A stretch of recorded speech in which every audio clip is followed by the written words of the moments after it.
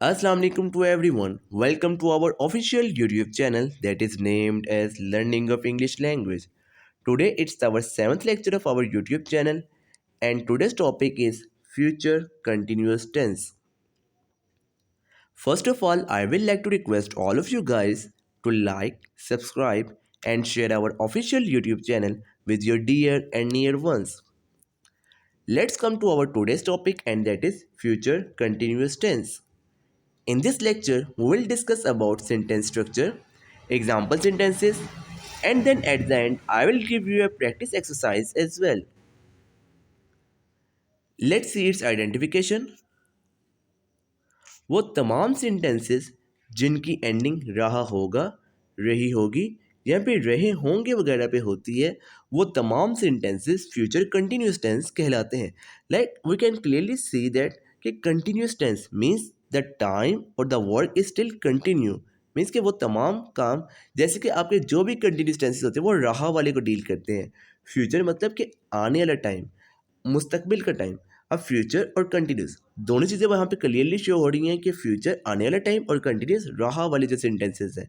It means that रहा होगा, रही होगी, रहे होंगे. ऑल दो sentences that will and on रहा होगा, रही होगी और रहे होंगे वगैरह जिनके भी सेंटेंसेस पे आता हो, एंडिंग पे आता हो, वो तमाम सेंटेंसेस फ्यूचर कंटिन्यूस टेंस के कहलाते हैं. Let's see its usage. The future continuous tense is used to tell about an action that is ongoing, which will occur in future.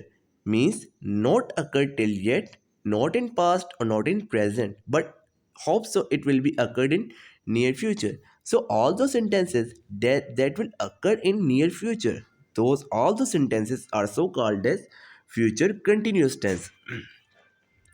Let's read some of the examples. Like वो school जा रहे होंगे, अली हमारे साथ खेल रहा होगा, कामरान गाना गा रहा होगा.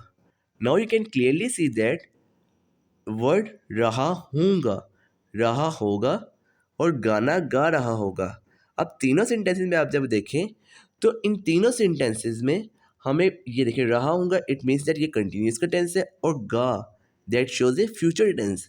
अली हमारे साथ खेल रहा होगा, रहा it's a continuous tense, and then comes होगा, it means that it will occur in near future, not perform till yet but hope so it will be occur in near future. So होगा it means it's a future tense. Kamran गाना गा रहा होगा, रहा it means it's a continuous tense, and then होगा again it's a future tense. Then comes auxiliary verbs. Like in previous lecture I already addressed you guys that auxiliary verbs are those words that helps the main verb, so it's also called as helping verb. So there are two auxiliary verbs that we can use in these tenses, and that is will be and shall be. The use of the helping verb is a little confusing in this tense. We can use will be with all subjects, but shall be is used with I or we. ये मज़ीद मैं आपको ये बताता चलूँ तो we जो है, will जो है, ये हर सब्जेक्ट के साथ इस्तेमाल हो जाता है, लेकिन जो शेल है इसकी यूजेज अब ऑब्सोलीट हो चुकी हुई है. लाइक हम हर सेंटेंस के साथ, हर सब्जेक्ट के साथ हम शेल नहीं इस्तेमाल करते. इसी कुछ रिस्ट्रिक्शन है, जैसे कि हमें आपको बताया कि जो शेल है ये जो विल बी है, but in most cases we see will be is use with I we, यानी कि ये विल बी जो है ये तकरीबन हर सब्जेक्ट के साथ इस्तेमाल हो जाता है. लेकिन शेल जो है वो सिर्फ आई और वी के साथ इस्तेमाल होता है. लेकिन अब शेल जो है वो काफ़ी ऑब्सोलीट हो चुका है, लिहाजा हम शेल बी को इस्तेमाल इतना नहीं करते.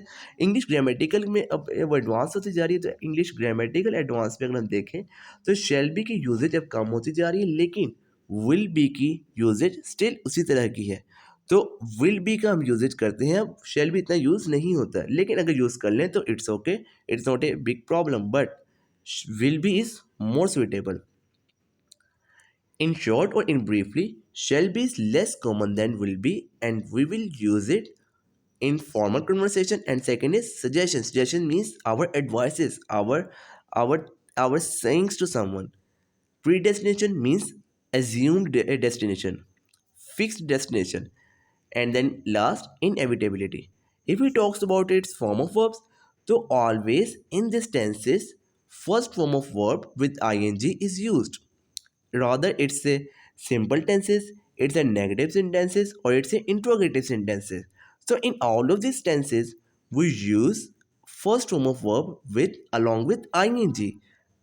So in this tenses means in future continuous tenses, always first form of verb with ing is used in all type of sentences. Then comes our simple sentences. Let's see its formula: subject plus will be or shall be according to the usage of subject. Then comes verb with ing plus object. Let's see some of the examples. वो लिख रहा होगा, ही will be writing. So subject is जिस जो काम कर रहा हो, the one who is doing a work, so called as noun, or you can say any subject. So जो काम कर रहा हो, a one who is doing a work is so called as subject. And if you talks about verb, तो verb होता है जो हमारी डूइंग्स होती है, जो हमारे एक्शंस होते हैं, जो हमारी परफॉर्मिंग होती है, it that's are so called as verb. और ऑब्जेक्ट द जिसके ऊपर हम काम अटेम्प्ट कर रहे होते हैं, जिसके ऊपर हम काम को परफॉर्म कर रहे होते हैं, उसे हम कहते हैं ऑब्जेक्ट. अब यहाँ पर देखें तो वो लिख रहा होगा, तो सब्जेक्ट हमने कहा कि सब्जेक्ट होता है जो काम कर रहा होता है, तो इसमें वो जो है वो सब्जेक्ट है. लिख रहा होगा, लिखना, it's a verb. Then comes होगा, it's a object free sentences. The work English he, subject he, then will be or shall be. Here we use he. तो subject जब subject he है, then it means that we will use auxiliary verb will be. और लिख रहा होगा, it's a verb. तो verb with ing, लिखना, write, और ing along with ing तो writing. He will be writing. Next sentence, बारिश हो रही होगी. बारिश इट्स ए सब्जेक्ट एंड हो रही होगी इट्स ए वर्ब. तो इट विल बी रेनिंग. वो कुत्ते को छरी से मार रहा होगा.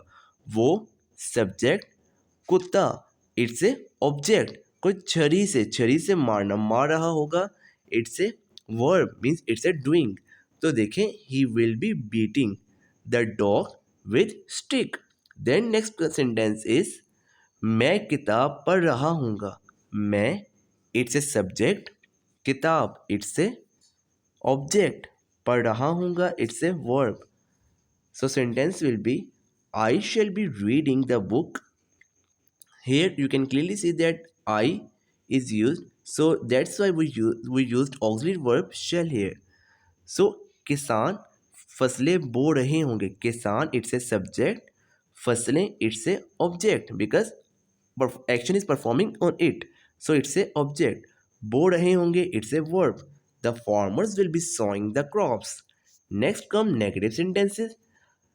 नेगेटिव सेंटेंसेस आर, जैसे कि नाम से भी पता चल रहा है कि वो तमाम सेंटेंसेस जो हमारी नेगेटिविटी को शो करते हैं, यानी किसी भी किस्म की जिस सेंटेंस में नेगेटिविटी आती है, किसी भी किस्म की कोई नेगेटिव सेंटेंस आते हैं, कोई हमारे नेगेटिव ऑब्जेक्टिव आते हैं, वो तमाम सेंटेंसेस नेगेटिव सेंटेंसेस कहलाते हैं. Let's see it's formula. Subject will or shall according to the usage of subject, then not plus be, then verb with ing plus object. Let's see some of the examples.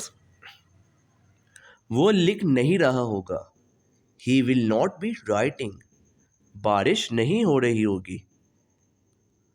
It will not be raining. वो कुत्ते को छरी से मार नहीं रहा होगा. He will not be beating the dog with stick. मैं किताब पढ़ नहीं रहा हूँगा. I shall not be reading the book. किसान फसलें नहीं बो रहे होंगे. The farmers will not be sowing the crops. Then comes interrogative sentences. Interrogative sentences are those sentences that are dealing or that deals with our asking or our questioning. Means वो तमाम sentences जिनमें हमारी questioning होती है, जिसमें हमारी कोई asking होती है, वो तमाम सेंटेंसेस इंट्रोगेटिव सेंटेंसेस कहलाते हैं. Let's it's formula. विल और shall plus subject plus be plus verb first form with ing, then comes at the end object. Let's see some of the examples. क्या वो लिख रहा होगा? Will he be writing? क्या बारिश हो रही होगी? Will it be raining? क्या वो कुत्ते को छरी से मार रहा होगा? Will he be beating the dog with stick? क्या मैं किताब पढ़ रहा हूँगा? Shall I B reading the book? क्या किसान फसलें बो रहे होंगे? Will the farmers be sowing the crops? At the end, like I already told you guys, or I already addressed you guys, that at the end I will give you a practice exercise as well. So here your practice exercise is वो तनकीद कर रहा होगा. वो it's a subject. तनकीद करना it's a verb, and again this sentence is a object free sentence. क्या वो जा रहा होगा? क्या it means that it's a interrogative sentence. वो it's a subject, जा रहा होगा it's a doing, so it's a verb. मैं नहीं पढ़ रहा हूँगा. मैं it's a subject. नहीं it means that it's a negative sentence. पढ़ना it's a verb because it's a doing, and again it's a object free sentence. क्या अली गाना गा रहा होगा? क्या it means that it's a interrogative sentence because here we are dealing with a asking or a questioning. Ali it's a subject, गाना गा रहा होगा, so it's a doing, so it's a verb. क्या आमना लूडो खेल रही होगी? Again it dealing with our questioning. It is dealing with our questioning.